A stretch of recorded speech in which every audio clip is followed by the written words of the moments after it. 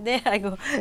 네, 그렇습니다. 지금 이제 다주택자한테 임대사업자를 등록을 해라 라고 이제 유도를 지금 이제 정부에서 하고 있는데요. 우리가 이제 주의해야 될 사항들이 상당히 많은 게 기존에 이제 예를 들어서 뭐 관할 부서가 다르기 때문에 85제곱미터 이상 되는 걸 또 잘못 생각하시고 임대사업자를 내는 경우들도 있습니다. 상당히 상담을 하다 보면. 그런데 세금 혜택은 영원도 없는 거예요. 뭐냐면 관할 부서가 다르기 때문에 임대사업자를 하면 받아줍니다. 그런데 세금적인 혜택은 전혀 없는 거예요.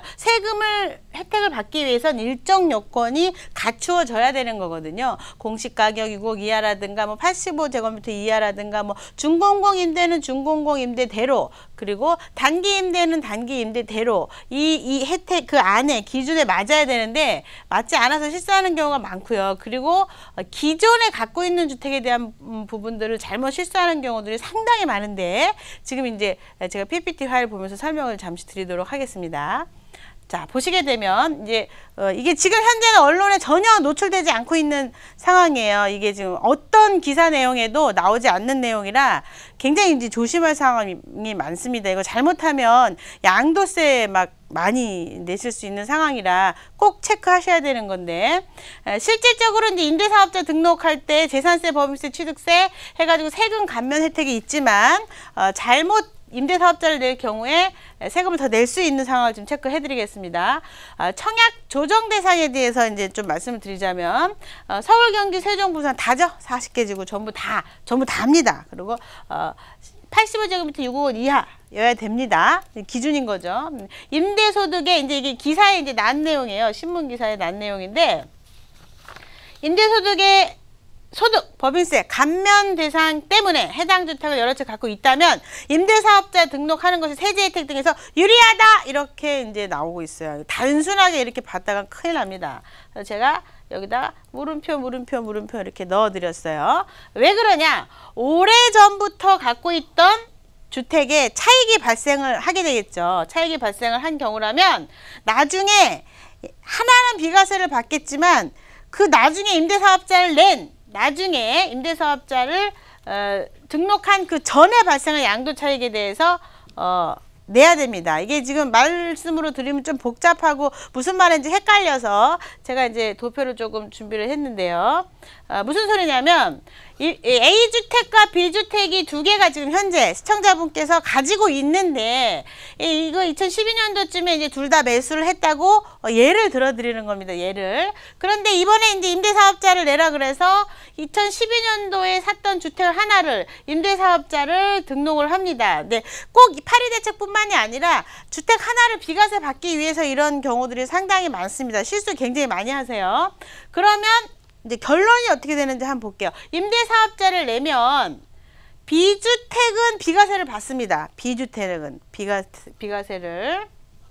그런데 현실적으로 A주택을 팔 때 얘는 이제 임대사업자 낸 다음에 팔 거 아니겠습니까? 왜냐면은 그래야 비과세를 받으니까. 얘는 비과세를 받는데 임대사업자를 낸 시점, 요 시점, 이 시점에 넘어서 B주택은 매도를 했을 때, 물론 이제 조건으로 따지자면 2년 거주해야 되는 요건은 원래 옛날부터 있었어요. B주택은 A주택을 임대사업자를 냈으면 B주택은 2년 거주 요건이 갖춰졌다면 비과세를 받을 수가 있습니다. 정리를 하자면. 그리고 첫 번째 A주택이 팔리는 그 시점부터 비과세 적용이 되고, 그 전에 A주택이 그 전에 갖고 있던 차익, 예를 들어서 한 1억이 올랐다. A주택 매도 시 임대사업자 내기 전까지에 대한 양도세를 내야 됩니다. 그러니까 아주 중요한 건데 임대사업자 실익이 없어지는 거예요. 그러니까 이제 여기다 좀 풀어서 써드렸는데요. A주택 매도할 때 나중에 매도할 때 양도세에 대한 부분이 분명히 살아있다는 거 알고 계셔야 되고, B주택 매도 시는 2년 거주 요건 옛날부터 있었던 겁니다. 맞추셔야 되고, 또 A를 중간에 임대사업자를 등록을 하게 되면 나중에 2년 거주 요건을 갖춘 비과세를 받을 수 있겠지만, A주택 제가 한번 다시 정리해 드린 거예요. A주택 매도 시 임대사업자 등록 전에 이 부분에 대한 양도세 발생이 한다는 거를 정확히 아셔야 돼요. 그러니까 단순하지 않아요. 하지만 새로 산 주택은 남겨진 게 없죠. 남겨진 게 없기 때문에 그냥 뭐 임대사업자, 주택임대사업자 지금 이용해가지고 하시면 되고, 우리가 기준으로 치자 그러면 3억 원 이하짜리 조세 신고 안 하는 것들, 그런 것들 3억 원 이하짜리 투자를 뭐 여러 개 하셔도 상관없겠지만, 중요한 건 지금은 기존에 있는 주택을 임대사업자를 내려고 하는 경우들이 많은데, 잘못하면 양도세 나중에 양도세 맞아요. 많이 올랐을 경우에. 그러니까 조심하셔야 됩니다. 지금. 실질적으로 조정 대상 지역 뭐 아까 말씀드렸죠. 서울, 경기, 부산, 세종. 맞아. 서울은 전역 25개구. 그리고 어디예요? 과천, 성남, 하남, 고양, 광명, 남양주, 동탄, 경기죠. 그리고 부산, 해운대, 연제, 동래, 부산진, 남, 수영구, 기장군, 그리고 세종, 이렇게 해서 조정 대상 지역이 있는데, 현재는 다주택자가 집을 팔 때 주택하고 상관없이 양도차익이 6에서 40% 기본 세율이었잖아요. 그런데 이제 지금 바뀌었을 때 보시게 되면, 두 주택을 가진 경우는 이제 16에서 50%로 가는 거야. 16에서 50%. 그래서 지방소득세까지 내야 되죠. 거기다 3주택인 경우는 26에서 60%. 어마어마합니다. 거의 뭐 20%까지 가게 되면 거의 70% 세금 내야 돼요. 70% 정도 전부 다. 이 60%에다가 뭐 이것저것 더하면 3년 이상 보유시 기간에 따라 장기보유 특별 공제도 이제 없어지는 거죠. 이제 없어지는 거예요. 다주택자들은. 그리고 분양권 전매 시 양도시 50% 일괄 적용도 이제 들어가는 거고, 이 청약 조정 전체 다 들어가는 거예요. 이렇게 1세대 1주택 양도세 비과세 요건도 이제 2년 거주 요건으로 강화되고, 오피스텔 전매 제한도 들어가게 됩니다.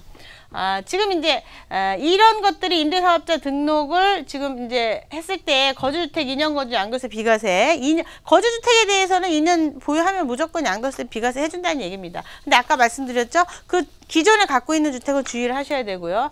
85제곱미터 6억 이하는 소득세 법인세 감면을 해주고, 60제곱미터 이하는 최초 분양시 취득세 감면을 해줍니다. 이거보다 만약에 면적이 올라가거나 이렇게 되면은 임대사업자 낼 수는 있는데 실익이 없어요. 의무만 남는 거예요. 의무 5년, 8년, 뭐 5년, 10년 이렇게 의무만 남는 거예요. 임대사업자 의무면은 4년, 8년으로 가겠죠. 양도소득세로 가자 그러면 소득세법으로 우리가 파는 걸로 기준하려면 5년, 10년 가는 게 훨씬 더 유리하고요. 자, 그 다음에 이제 재산세 감면, 양도세, 중과세 모두 제외하고, 그 다음에 지금 임대사업자를 냈을 때 중과세에서 빠진다는 얘기예요. 10에서 30% 장기보유 특별공제도 그대로 적용이 됩니다. 지금 지난번에도 말씀드렸지만 준공공 임대사업자 10년 가져가면 뭐라 그래요? 양도세 100% 감면 제도 2020년까지 연장을 했죠. 우리는 지금 이제 이런 제도들을 좀 살펴봐야 되고, 아까 말씀드렸던 것처럼 주택이 2개 있는데 하나가, 국세청에도 질문을 그렇게 해요. 2개 중에 하나를 매도하면은 비과세 받나요? 그러면 답이 나와요. 네, 그렇습니다. 근데 이분이 질문 안 한 건, 이거는 산지 10년 됐고요. 얘는 11년 됐어요. 그래서 얘는 차익이 3억 남았고요. 얘는 4억 남았어요. 이 얘기를 안 한 거예요. 이 얘기를. 이건 어떻게 되나요? 물어봐야 되는데. 그러니까 4억 남은 거, 얘를 임대사업자를 내면 4억 남은 거 비과세 받을 수 있겠지만 3억으로 된 건 어떻게 돼요? 비과세 못 받는 거예요. 3억에 대한 양도세 나중에 팔 때 내셔야 되는 상황입니다. 어떻게 돼요? 6억 이하 같은 경우 부부증여를 이용하시는 게 좋겠죠. 더 디테일한 얘기는 방송 시간 관계상 여기까지 해드리고요. 오늘 2부에 대한 소식은 여기까지 전해드리겠습니다.